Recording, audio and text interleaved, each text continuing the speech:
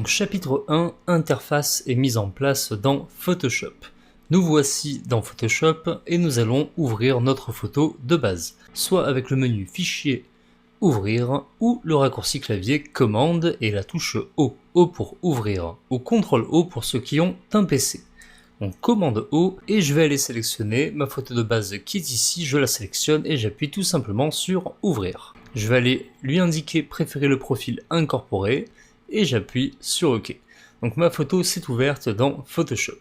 Donc par défaut, Photoshop a plein de fenêtres ouvertes, c'est ce que je vais remettre, donc fenêtre, espace de travail, les indispensables par défaut. Donc si vous êtes déjà dessus, je vais maintenant réinitialiser les indispensables par défaut.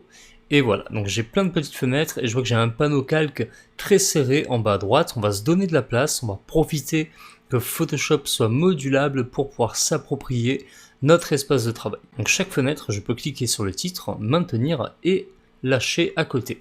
Après ça, j'ai une petite croix qui s'affiche et je peux cliquer maintenant pour fermer cette fenêtre. Donc c'est ce que je vais faire avec tous mes panneaux afin de nettoyer un petit peu, de me donner de la place. Je vais garder mon panneau propriété sur la gauche pour l'instant et je vais fermer tout le reste.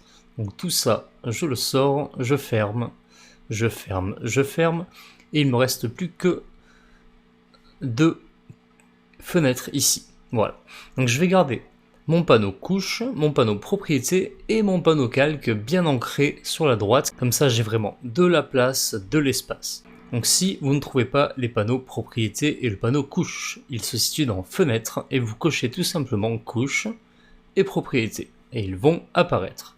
Donc une fois que c'est fait, je prends mon titre du panneau propriété et je vais l'ancrer comme ceci avec le trait bleu et je lâche et il est maintenant ancré sur la gauche.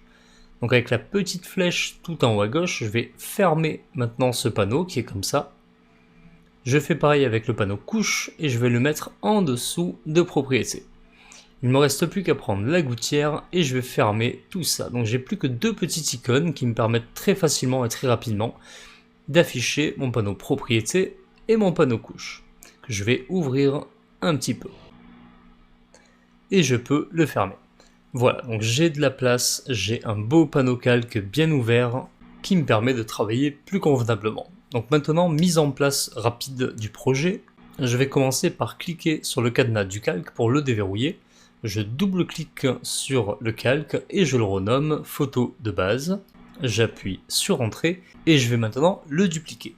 Donc soit avec un clic droit, dupliquer le calque, soit avec le raccourci clavier, commande et la touche J, ou CTRL J pour ceux qui ont un PC, donc J comme calque jumeau.